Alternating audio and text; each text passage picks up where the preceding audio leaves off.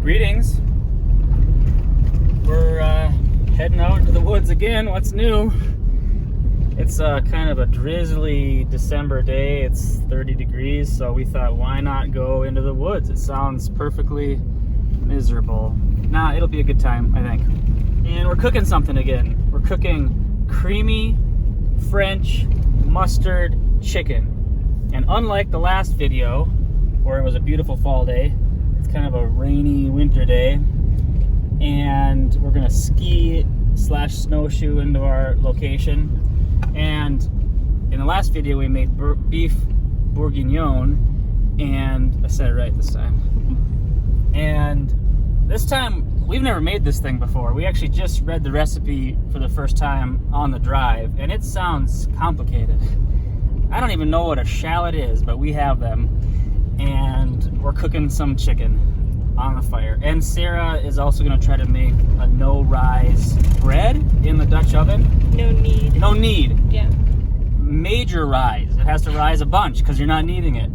And I've never made that before. So it seems like the perfect environment to try new complex recipes is a rainy December day in the woods with 3 children. And then for your sake, if you ever find yourself in the woods with chicken broth, wine, shallots, 2 types of mustard, and cream, then you're gonna know what to do because you're gonna make this recipe.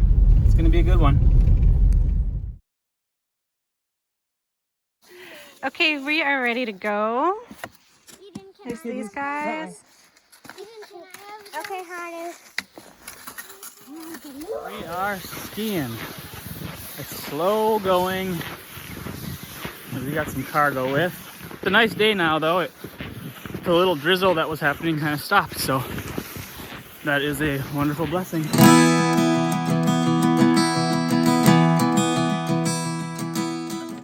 Let's see if we can get a video of Eden coming down the hill. She's been complaining about her skis, that they're too slow. But she's doing a good job.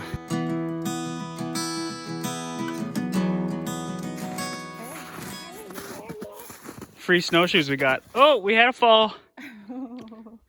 At some point we'll do some commentary on our gear. I know I've mentioned my skis, and a little bit about the kids' skis, but maybe someday we'll say some more. In these kind of videos is just show that you can get in the woods with your kids without that much specialized gear. And you wouldn't need skis for this. You wouldn't even need snowshoes. Just need some winter boots and maybe a sled to pull some of the kids in. And you could definitely have a day out in the woods. Here's a mysterious sight. A bunch of leaves that have been kicked up. A bunch of what looks like urine. I see some tracks. Some small canine tracks next to it. I don't see deer tracks. I was gonna say maybe this is from like a buck during the rut, kind of making a scrape, but I don't see. Oh, there's deer tracks, but small. Anyway, to me it's a mystery. If someone knows what could kick up a bunch of leaves and what appears to be spray urine, tell me in the comments what you think it is. So you can kind of see in the distance our final destination. We are skiing to a lake. Now I'm going down a hill with the sled behind me. Don't want to get ran over. Here's Oliver. Anyway, there's a lake. You can see it through the trees there. We're not really going to the lake for any reason besides it's beautiful. No ice fishing. There's really no fishing in this lake. But one thing I'll say is that a very, in my opinion, a wonderful experience is skiing through the woods on a trail, especially like a non-motorized trail like this, and then you first catch the glimpse of a lake. It's just a kind of exhilarating experience, especially if it's your first time and you don't know if there's a lake there, or don't know exactly where the lake will show up. But anyway, here's the lake, Hanu. We're gonna set up camp on the edge of the lake and get cooking here. One thing I'll say is that This morning, Sarah drove my parents to get the kids because they were there overnight because we had to drive about 2 hours away for a Christmas party for my work. And I got up and started studying for my last final exam for this semester in law school. All I can say is that when I got done studying and Sarah got home with the kids, none of us really felt like getting out. Like getting winter clothes on, getting the food stuff ready, getting the skis ready, getting the sled ready, getting the van loaded, and then driving out here. And it was misting at that point. Thankfully it's not now. But none of us wanted to, and once we got out here and started skiing, it was just like bliss. It was so wonderful to be outside and to be skiing through the woods with our family. And so I guess that's something that I try to remember is like a lot of times good things that we think are good things, like doing this, we don't want to do right away. We got to get out and do it.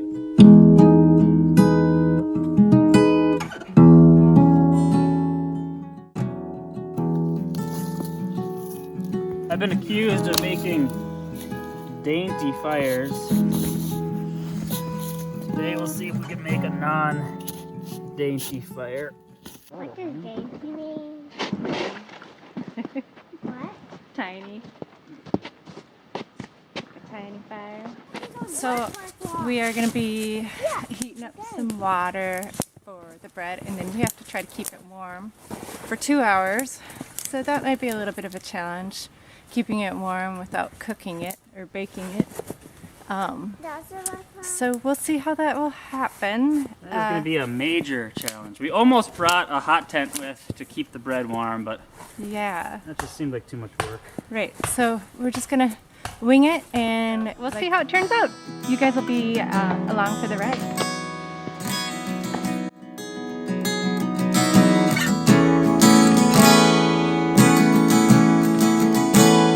So we skied, it's only about half a mile I think in here. Nice little ski. I might go for a ski on the lake, but it's kind of, I went out there, it's a little slushy.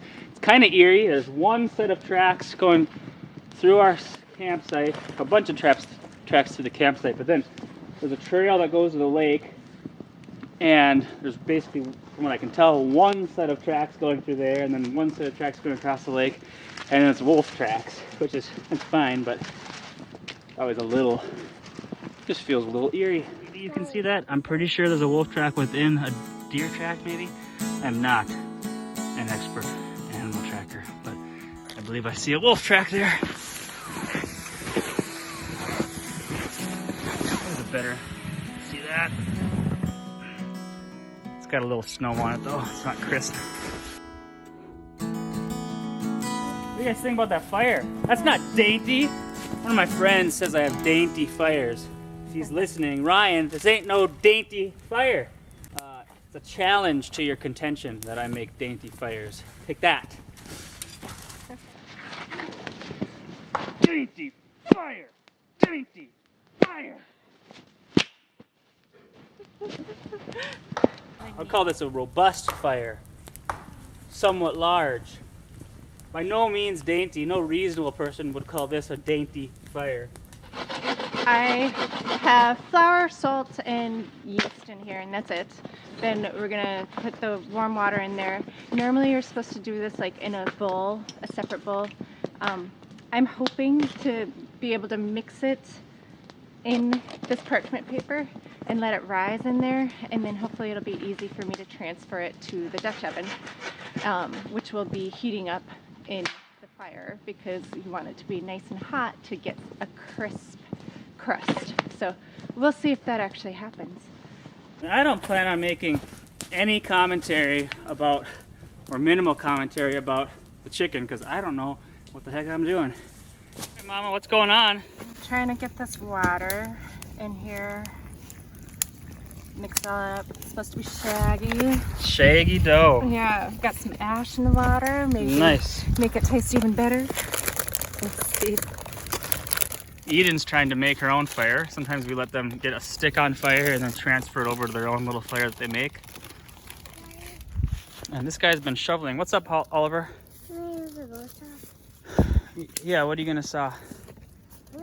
Wood? Okay, go for it. Don't saw your fingers. That until it gets to that. I think he's just gonna saw one time through, and he's doing a good job. Look how far this little guy's got through this log. What do you think, Oliver? You having fun? Yeah. You gonna look at us? Can you smile? Why not? Cause How's your flare going? mine? Yeah. I'm still making a big pile. Oh, good. Hot? Sarah? The edge of it, yeah. Here's how I understand the chicken recipe. We first heat up some oil, then we braise the chicken thighs, bone-in chicken thighs, face down till they get crispy. We take them off, then we cook the shallots, and then we add in probably the broth and the wine. I don't know. Actually, I have no idea. So then, basically make a sort of sauce with 2 types of mustard. Leave it to the French to require 2 different types of mustard. Regular Dijon and then whole grain Dijon. And then a dry white wine. Somehow we mix it all together. Does the recipe call for baking it then in the oven? Yes. Well, we don't have an oven. So we have a cast iron skillet with a cover. We'll see what happens. Here's the explanation on why 2 types of mustard. We'll see if we agree with its reasoning. It says, you're probably wondering why you need 2 kinds of mustard for this dish. Whole grain mustard helps flavor the chicken while it's cooking, and creamy Dijon is whisked in at the end to thicken and emulsify the sauce and add a bit of acidity and salt. Well, we'll see. Okay, we gave up on the paper. Yeah. Sarah's making dough. I didn't want to have to clean the pot after. But just trying to skip steps. So it's all good. one downside and lack of planning our part is it's like 3 o'clock now. It's dark in an hour and a half, so we'll be out here after dark. Right. We might bake it a little earlier. Yeah, it might not rise for 2 full hours. Oh yeah, it's not even sticking to the pan too badly, so that makes me happy. So putting a little salt in the pan. I don't know if you're supposed to do that. I always do it. Putting a little salt on the chicken skins. Putting a little fresh pepper on top of the chicken. I don't know about you, whenever I go to the woods I have my pepper grinder with. It's normal standard equipment for a romp in the woods. And then we are going to sear these bad boys, skin down. Do we know how long we sear them for, dearest? About 8 minutes. 8 minutes. 8 minutes, huh? Seared 8 minutes.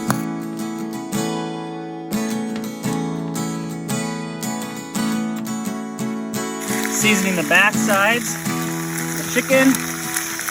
I feel like we're at a decent temperature. Doesn't seem like it's too hot, which oftentimes is a problem when you're cooking on a fire. One great item we brought this time is a pair of nice leather Kinko gloves for dealing with the hot cast iron pan.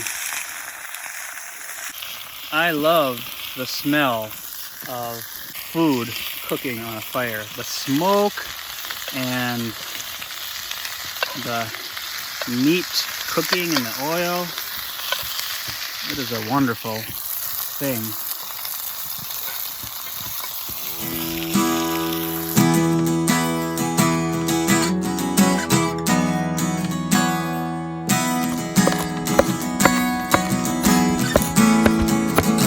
Okay. Assume that's good enough.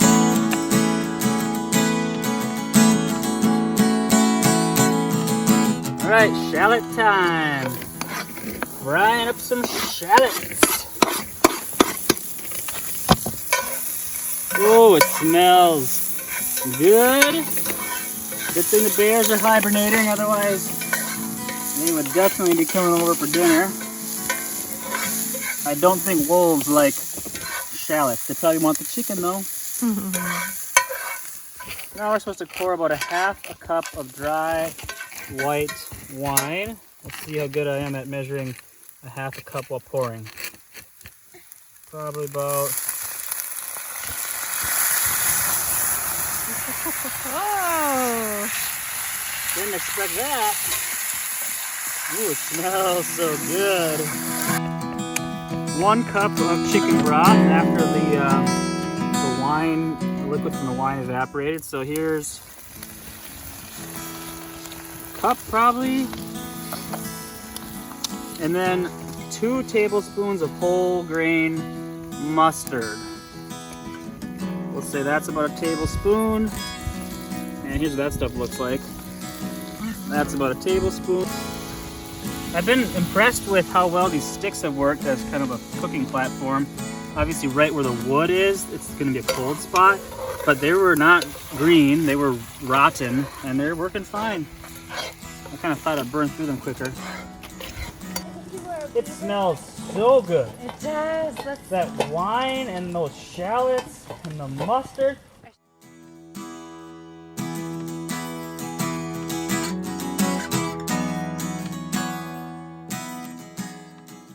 All right, we're adding a chicken skin side up on top of that mixture of mustard goodness, as well as any wonderful juices that the chickens have put forth. Chicken's cooking. It sounds like it's cooking hot. I kind of want to look in there. And look at how much the bread has raised. Yeah, which is amazing. Yeah, we didn't know if it really would. Yeah. We're gonna transfer it hopefully to the parchment paper and then plop it in there. This is nice and hot. We'll see how it goes. This, I think, is coming up pretty nicely, which is good. I'm gonna just plop it in there. Right in there. Not even having to get my hands messy. This is great. Nice. Let me see. How much is left in the pan or pot? Not much. Very Not good. much. And now I take this off. So this has not been kneaded at all. Which, if this works, and Sarah has made no knead bread at home before, I don't know, someone who knows more than me can tell me, why do I ever knead bread? We'll put that lid on there. And then put some coals on top. Yeah. We got our little one helping out, carrying some firewood. Here is this guy whittling away. Did you turn the bread again? It did, yeah. Here, let's throw that in. Nice Eve. She's hatcheting away. We're gonna peek at the chicken now to see if we've ruined it. Hot. Yeah, you guys are on this little adventure with us. We don't even have a clue how it's gonna turn out. Oh, it looks pretty good so far. Oh, yeah. I think we put it over here again and rotate. Get this side cooked a little bit more. Oh, should I peek at the bread? I don't know, because if you take it off, the heat releases. Yeah, but it's gonna fire, so I think That's true. Okay. Should we take a peek? Oh, still need some time. Okay. Not burning though. Okay, it's not burning. That's a good sign. I can't believe it rise. What rise? The bread. Why cook on a stove when you can cook on a fire? Into 1 chicken thigh. I say they are definitely done.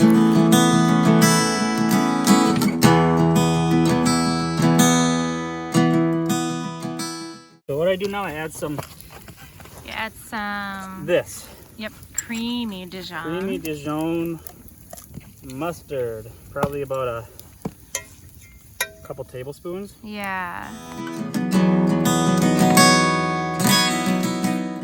Just a splash of that. A couple tablespoons. Oh, that's right. I don't know, it might still work out. That sauce looks like it turned into something. Mm. Mm. Oh my goodness. The French. The French know how to cook. We still haven't checked the bread. Should we take a peek at the bread? Maybe right now? Yeah. Okay. See? Hey, Oh, it looks like done. bread. Yeah. Never kneading bread again in my life. Wish we could share this with you all. Okay, kids, it is time to eat. Ooh. Hanu, how is it? So good? Really? Now Hanu is one of our meat eaters for sure. Eden, have you tried it?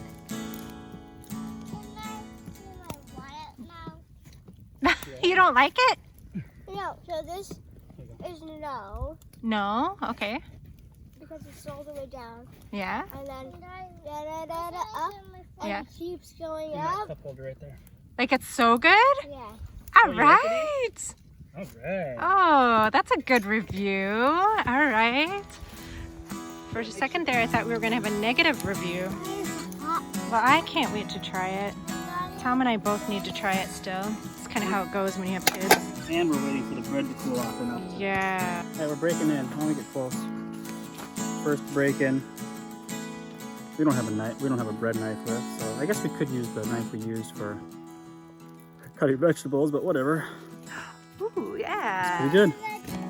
Who wants bread? Everybody wants bread. I'm sorry for all you gluten-free people.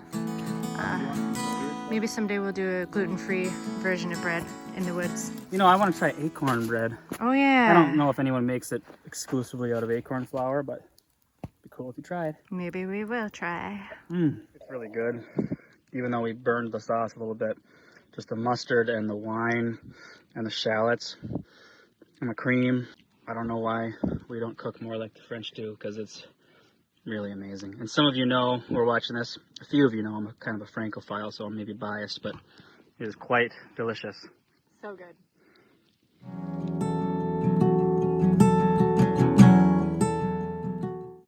We are loaded and ready to go home. It's pitch black. Fire's just burning out. Let's throw some snow on it.